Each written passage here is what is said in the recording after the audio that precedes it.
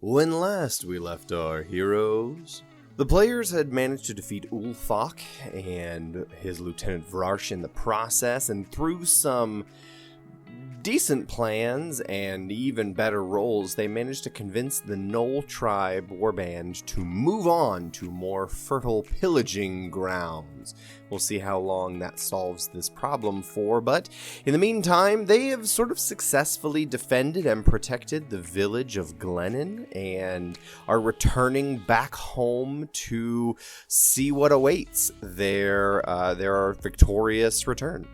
They arrive in Glennen, they pass the news on to the important people that be, and they're able to catch a lot of people before they leave town and say, hey guys, we actually saved everything, you don't have to leave. And I really enjoy this moment because I think it's an incredible one for the players when they are victorious, they succeed in their quest, and they get rewards. They had recovered some interesting artifacts and items, and they got those identified. They ended up finding out that the weapon that Ulfak was wielding was called Scourge, and they got it identified. Turns out you have to be evil to use it, but it is a pretty dope item if you are evil. And so the players sort of pocketed that and said, we'll see what this turns into, which I am also interested to see what that turns into. They also managed to recover a ring. This ring was... I really like magic items to be kind of personal and have a backstory. I recently rewatched the Lord of the Rings trilogy, and all of the thought and everything that goes into the rings the elves had, obviously the One Ring, even Sting. There is so much history and culture and flavor to it, so I like to do that with my magic items. I like to sometimes give out little trinkets and baubles, but then give out few powerful magic items. So they got, these third level characters got a ring that basically casts Death Ward on them once a day, and they sort of, the narrative behind it that they realized was this ring is called the Foil, and it was wielded by those heathen kings of old, and it's, to me, that's the perfect magic item for a noble to wear. It's discreet, it's just a ring, but it would stop any assassination attempt. Somebody stabs you, you're about to die, boop, you have 1 hit point left, and you have some time to do something, get away, guards come, that sort of thing. So it's a cool item, I think, for players to get, and at the end of the day, it's not that big a deal because they're still going to be at 1 hit point. So they would have been knocked out. Instead, they're going to be at 1 hit point. So I think that's a really nice kind of item to give to a low-level character. It's very cool. It is very powerful, but it's not game-breaking. It's not like a +2 item or something that is going to completely throw off all the math. All it does is make somebody get 1 extra turn, basically, to get to do something else. So they got those items. They also had the evil demonic codex book thing that Ulfak was using to widen and open this portal to the abyss, and they sort of gave that to the clerics of Pelor there. And one of the things that has been happening in the background of my setting that hasn't played a big deal because none of my characters, the player characters, none of them are divine classes, but the gods have gone quiet. Clerics everywhere have stopped being able to hear from and talk to and perform spells given to them by their gods.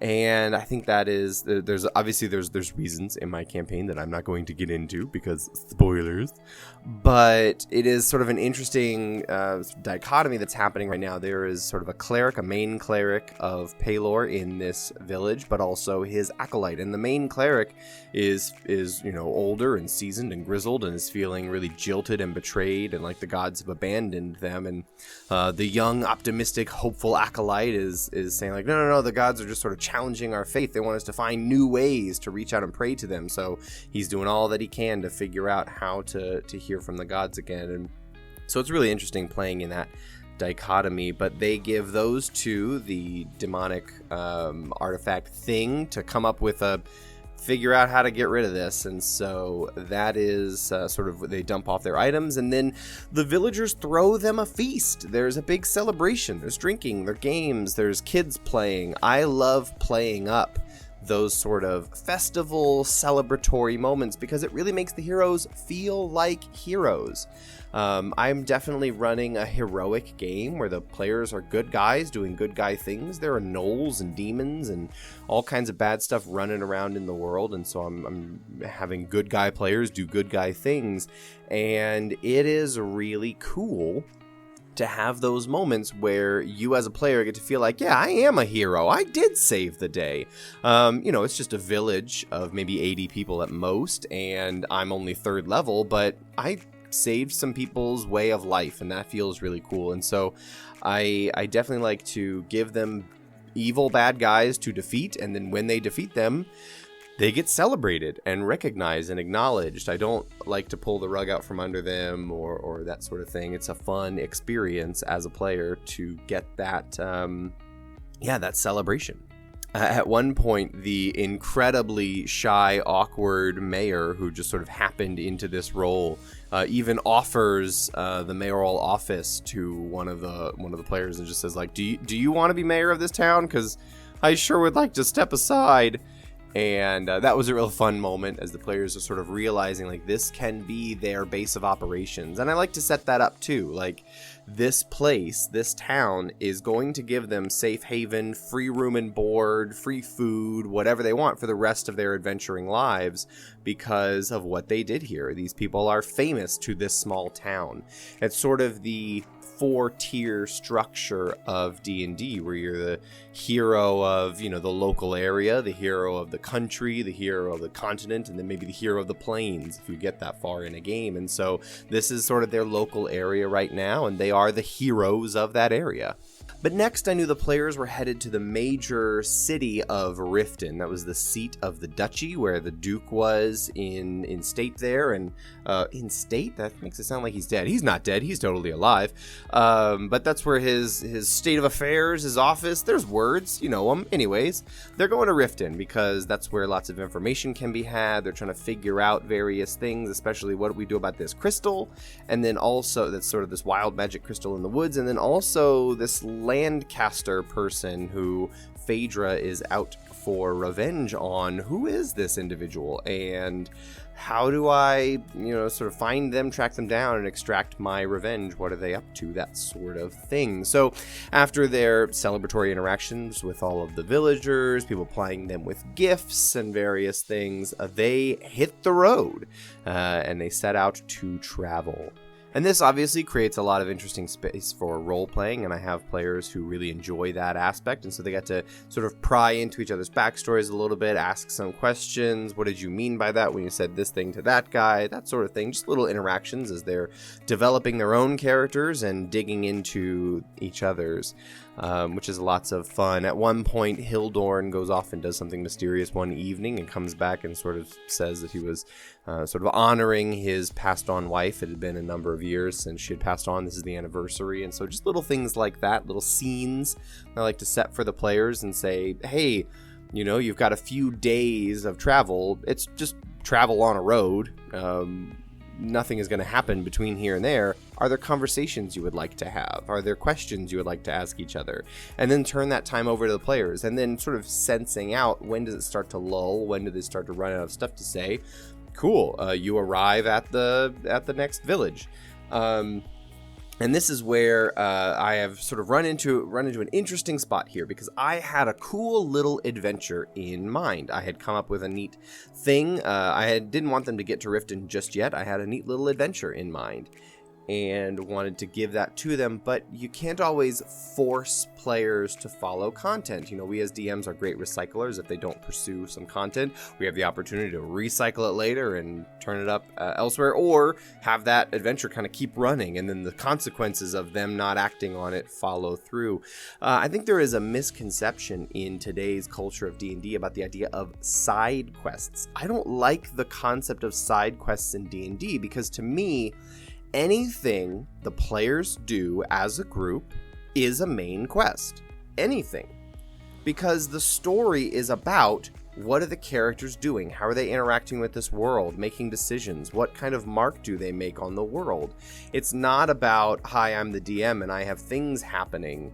And I guess, different styles for different people, but I personally definitely don't run a game with the idea of side quests. I run a game where there's a world. There's lots of things going on. There's lots of main quest level things going on. There's lots of side quest level things going on.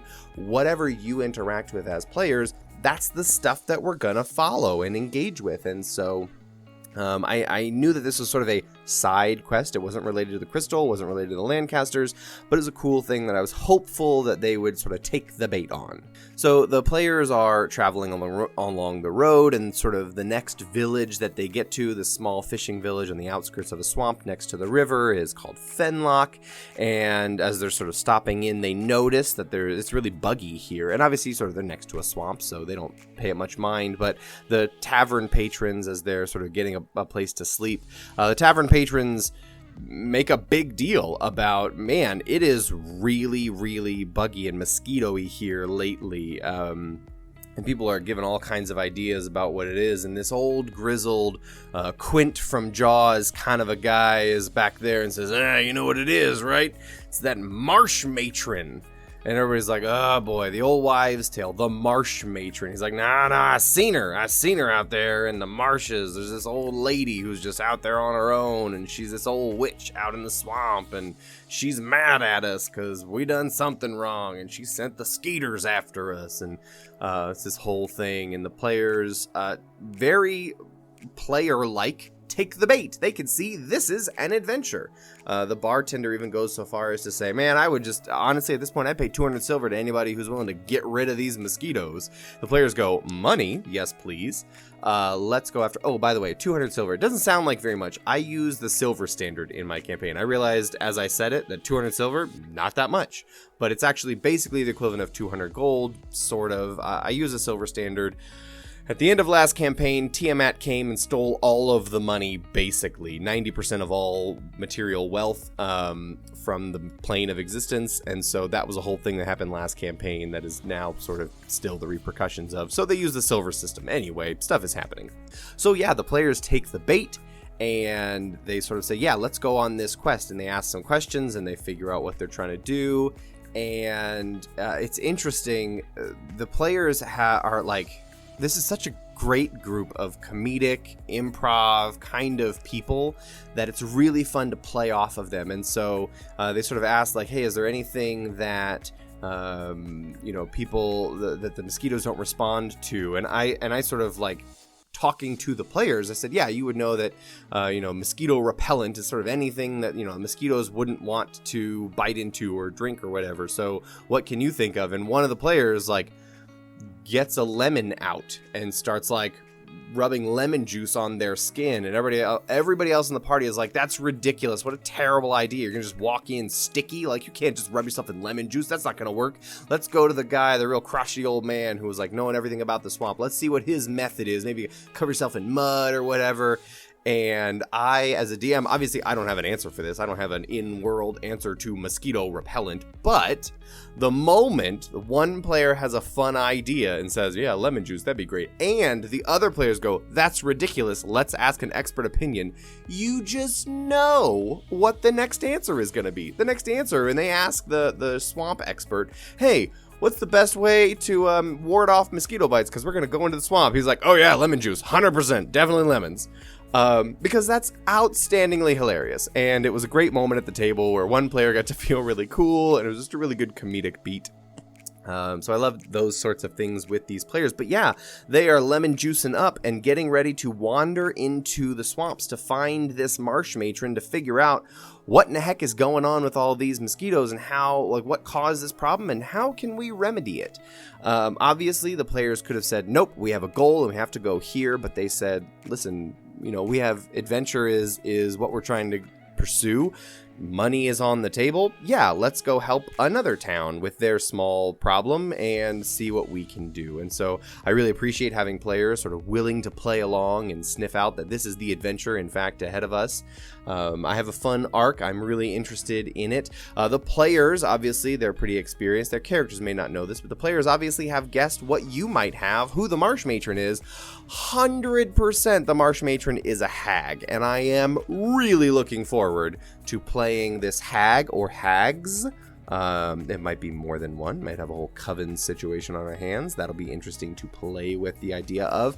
And so I'm really interested in playing hags. I think non-combat oriented monsters, because obviously, like, if you look at a hag stat block, they're not outstanding combatants, but the lore and the character surrounding a hag is just so much, so flavorful, so rich, and I'm really excited to dig my teeth into that situation, really creep the players out, maybe offer some deals and see what we can hash out. But looking forward to that one. That is coming up next week. So thank you all once again for tuning in, for listening. I'm hopeful that these are useful and helpful stories from my game, that you're able to take some things, cool ideas, steal them, rip them off for your game. So once again, thank you all for listening, and I'll see you next time.